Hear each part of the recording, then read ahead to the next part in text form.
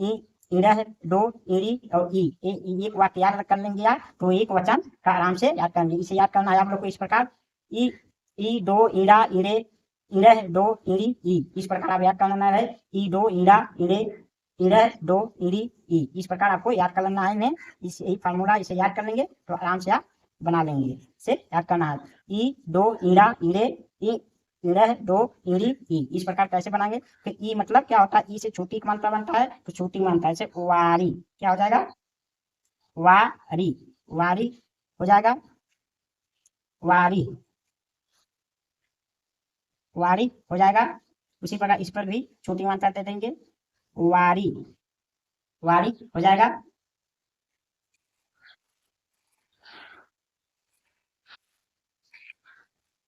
वारी हो जाएगा। देखिए इसी प्रकार अनि, ई दो बार लग गया, अनि वारी, वारी।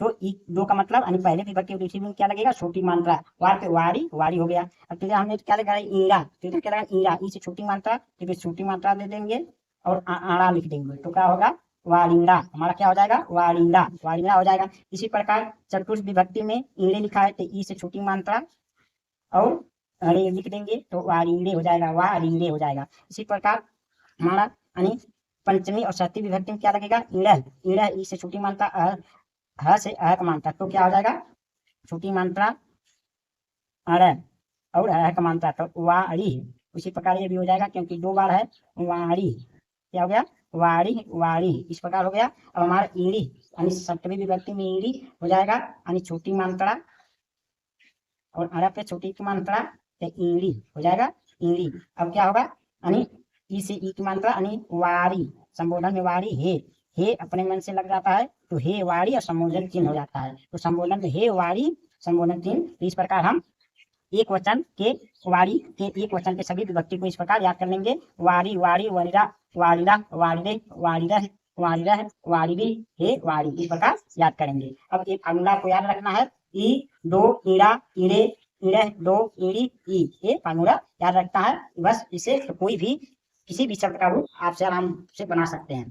अब देखते हैं द्विवचन यानी वारी के द्विवचन रूप को बनाने के लिए सभी विभक्ति में द्विवचन किस प्रकार बनता है। देखिए इसका फॉर्मूला हमें याद करना होगा द्विवचन बनाने के लिए, ईड़ी दो, ई भ्याम तीन, ईड़ोह दो, ईड़ी। इस प्रकार हमें बनाना यानी ईड़ी दो यानी ईड़ी प्रथम और द्वितीय विभक्ति में ईड़ी रहेगा, इभ्याम यानी तीसरे चौथे पांचवें विभक्ति में इभ्याम लगेगा और छठवें सातवें विभक्ति में ईड़ोह लगेगा दो बार यानी छठवें सातवें में तो दो लिखा है, ईड़ोह दो और ईड़ी आठवें यानी संबोधन में ईड़ी लगेगा। तो देखिए कैसे इसका प्रयोग करते हैं, जैसे देखिए ई से छोटी मात्रा तो वारी हो जाएगा, वारी और ईड़ी तो ईड़ी हम लिख लेंगे, क्या हो गया, वारिड़ी, वारिड़ी, वारिड़ी हो गया। इसमें भी हमारा वही रहेगा, वारिड़ी, वारिड़ी, वारिड़ी हो गया। अब हम देखेंगे वारी ई भ्याम से ई से छोटी मात्रा तो वारी भ्याम हो जाएगा, वारी भ्याम में। इस पे भी यानी चतुर्थ विभक्ति में भी वारी भ्याम हो जाएगा, वारी भ्याम। इस प्रकार पंचमी विभक्ति में भी वारी भ्याम हो जाएगा। तो हमारा ये हो गया। अब सप्तमी विभक्ति में देखेंगे, ईनो लिखा है तो ई से छोटी मात्रा, वारी, ओ का मात्रा और का मात्रा तो क्या हो गया, वारिरो, वारिरो। उसी प्रकार सप्तमी विभक्ति में भी वारिरो होगा, वारिरो, वारिरो, वारिरो हो गया। यहाँ हे लगा देंगे संबोधन में हे और क्या लगाएंगे, ईड़ी यानी छोटी मात्रा वानरी, वानरी और संबोधन चिन्ह। तो इस प्रकार हम द्विवचन को इस प्रकार सभी विभक्ति बना लेंगे यानी वानरी, वानरी, वारिभ्याम, वारिभ्याम, वारिभ्याम, वारिरो, वारिरो, हे वानरी। इस प्रकार इस फार्मूला के द्वारा आप द्विवचन सभी विभक्ति बना सकते हैं। आपको इसे याद रखता है, ईड़ी दो, ईड़ी भ्याम तीन, नो दो, ईड़ी एक बार मैंने अथवा संबोधन में भी ईड़ी लगेगा। अब देखिए इस प्रकार हम बनाएंगे बहुवचन को, बहुवचन के वारी के सभी विभक्ति को बहुवचन में किस प्रकार बनाएंगे, इसके देखिए फार्मूला है। यहाँ इसे किस प्रकार याद रखता है, ईड़ी दो, ईभी, ईभी, ईभ्य दो, ईराम, ईसु, ईड़ी। इस लिखना है, शब्द को याद रखना है, ईड़ी, ईभी, ईभ्य दो, ईराम, ईसु, ईड़ी। ये इतना याद हो गया तो किसी भी शब्द का आप आराम से जोड़कर बना सकते हैं रूप। अब देखिए यहाँ जैसे ईड़ी यानी बड़ी का मात्रा है तो वारिणी, वारणी, वारणी हो गया, दो बार है तो इस पर भी वारणी, वारणी हो गया। अब तृतीय विभक्ति लिखे, ये भी है तो ई से छोटी मात्रा और भी और अ का मात्रा है से अ का मात्रा, तो वार भी हो गया, वार भी हो गया। अब भय है तो वारिभ्य, ई से छोटी मात्रा, आधा भय और ये वारिभ्य, वारिभ्य यानी वारिभ्य।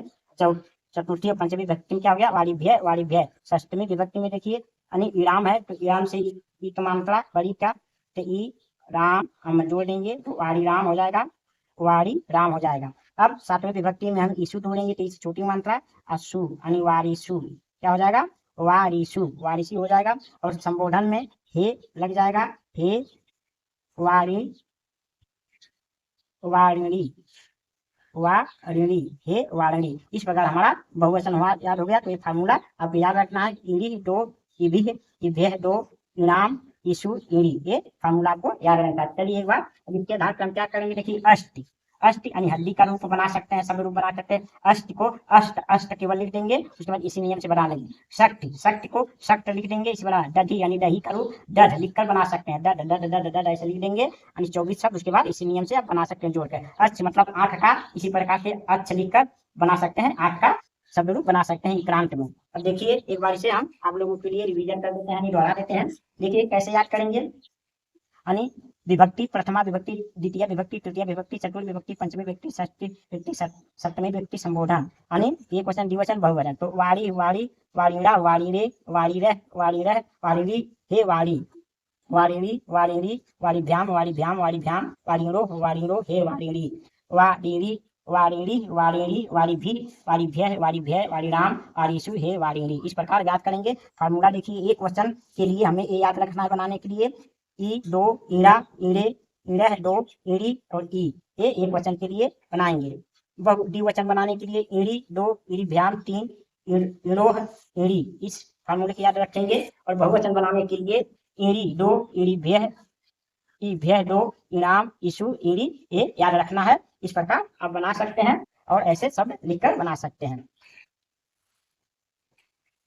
मुझे आशा और विश्वास है कि आप लोग को एक इक्रांत नपुंसक लिंग वारी के शब्द रूप बनाने का नियम अच्छा लगा होगा, और इसी के आधार पर आप कई इक्रांत नपुंसक लिंग के शब्द रूप को बना सकते हैं। यदि आप लोग को ये वीडियो ये क्लास अच्छा लगा हो तो अधिक से अधिक लाइक करिए, शेयर करिए और कमेंट करके और बताइए कि आप लोगों को ये क्लास पसंद आया कि नहीं। मुझे आशा और विश्वास है कि आप लोग को इस क्लास से बहुत मदद मिलेगी। यदि आप रूप को बनाना यानी उसे आसानी से याद करना सीख लिए तो आपको संस्कृत आसानी से पढ़ना और लिखना और समझना आ जाएगा। और हम आप लोग से फिर रिक्वेस्ट करना चाहता हूं कि आप लोग अधिक से अधिक संख्या में हमारे गुरु ज्ञान मंदिर यूट्यूब चैनल को सब्सक्राइब करिए, अपना प्रेम बड़ा सहयोग दीजिए। इसी तरह हम आप लोगों को आगे क्लास लेकर आएंगे आप लोग से। अब हमारी भेंट अगले क्लास में होगी, तब तक के लिए आप लोग को बहुत बहुत धन्यवाद और शुभकामनाएं।